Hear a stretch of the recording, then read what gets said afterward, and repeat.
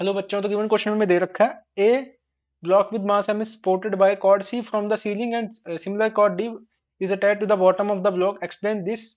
If you give a sudden jerk to D, it will break, and if you pull on D steadily, C will break. Okay. तो देखो बेटा, क्या बोल रखा है कि दो केस हैं, केस वन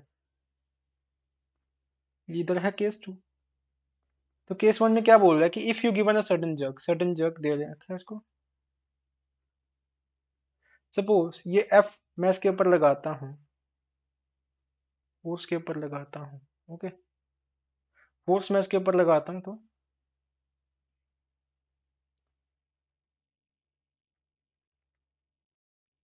मैंने एफ फोर्स लगाया। सडन जर्क मतलब, सडन का मतलब जो time of application of force है वो क्या है, टेंडिंग टू जीरो है, टेंडिंग टू जीरो, है ना।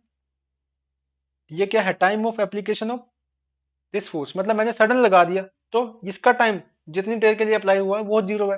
तो चेंज इन मोमेंटम क्या होता है एफ इंटू डेल्टा टी।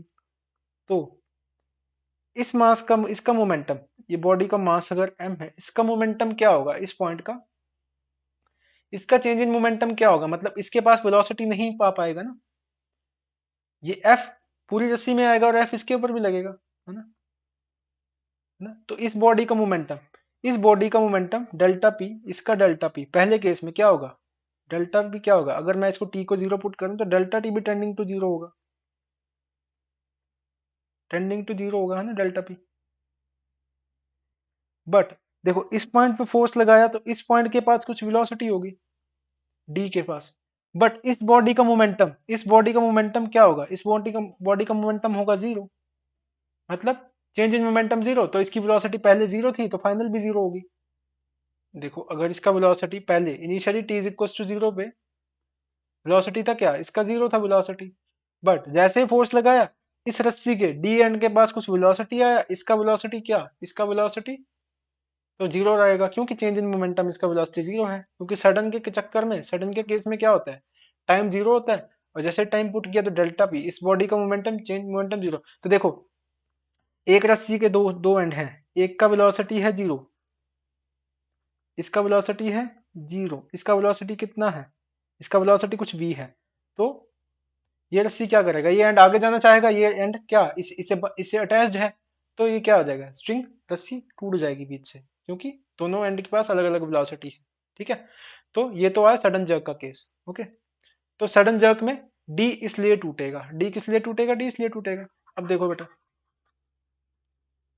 अब देखो आप, तो सडन जर्क में डी किस लिए टूटेगा, क्योंकि एक एंड के पास क्या था, एक एंड के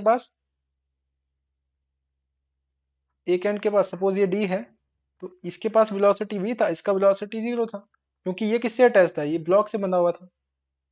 v जीरो, क्योंकि ब्लॉक का क्या था, momentum zero, change in momentum zero था, तो v जीरो, तो ये रस्सी यहाँ से डी टूट जाएगा। ठीक है, अब देखो दूसरे केस में अगर हम इसको स्टीडली पुट कर रहे हैं, स्टीडली मतलब फोर्स को लगा रखा है, एफ लगा रखा है, और स्टीडली का मतलब लगा हुआ है फोर्स, है ना।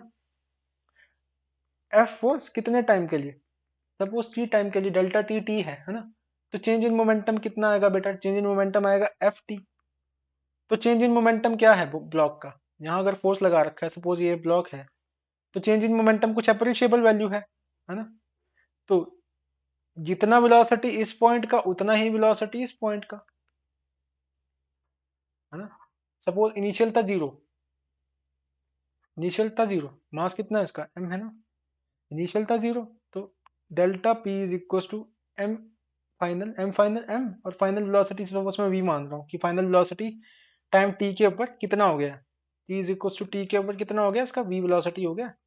तो ब्लॉक का वेलोसिटी भी क्या, v, चेंज इन मोमेंटम कितना, minus M zero into F T. तो v का कुछ क्या वैल्यू आ रहा है, v का कुछ अप्रिशिएबल वैल्यू आ रहा है, m की वेलोसिटी का कितना आ रहा है, एफ टी बाई एम। तो इसका वेलोसिटी तो v, इसका भी वेलोसिटी v, क्योंकि फोर्स लगा रहे हैं धीरे धीरे, और ये टाइम का कुछ अप्रिशिएबल वैल्यू है, इसका मोमेंटम जीरो नहीं होगा, बॉडी का जो बॉडी का मोमेंटम होगा वो क्या होगा, इस केस में तो जीरो था ना, इस वाले केस में बॉडी का मोमेंटम होगा वो एफ टी। तो मतलब इस बॉडी के पास भी क्या होगा, वेलोसिटी v होना चाहेगा। बट देखो, इस पॉइंट के पास भी वेलोसिटी v होगा फिर, है ना, क्योंकि मोमेंटम जीरो नहीं है ना। कितना वेलोसिटी होगा, एफ टी बाई एम। उस केस में तो वेलोसिटी क्या आ रहा था, वेलोसिटी आ रहा था जीरो, है ना, क्योंकि मोमेंटम जीरो था। तो इसका वेलोसिटी भी, इस एंड वाले पॉइंट का वेलोसिटी भी, इस एंड वाले का पॉइंट, बट इसका वेलोसिटी, ये तो फिक्स्ड है ना, ये क्या है, ये तो फिक्स्ड है,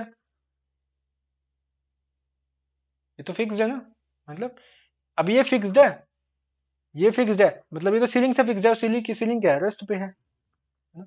तो इस पॉइंट का वेलोसिटी भी और इसका वेलोसिटी जीरो। तो ये क्या करेगा इस केस में, कौन सा टू में केस टू में कौन सा रस्सी टूटेगा, सी रस्सी ब्रेक कर जाएगा, है ना, केस टू में सी रस्सी ब्रेक कर जाएगा, ठीक है, क्योंकि इस वाले, इसका वेलोसिटी v है, इसका वेलोसिटी जीरो है सीलिंग वाले केस का, क्योंकि मोमेंटम का कुछ अप्रिशिएबल वैल्यू है। ओके, सो आई होप आपको समझ में आया होगा। Thank you for watching. First case में डी इसलिए टूटा क्योंकि मोमेंटम का वेलोसिटी, जो मास का मोमेंटम था वो चेंज नहीं हो रहा था, और डी के पास वेलोसिटी थी v, मास के पास थी जीरो। दूसरे केस में जो डी का वेलोसिटी होगा वो v का वेलोसिटी होगा, क्योंकि मोमेंटम क्या होगा, f इंटू टी होगा, बट c का वेलोसिटी क्या होगा, जीरो, तो c का c टूट जाएगा। ओके, आई होप आपको समझ में होगा। Thank you for watching.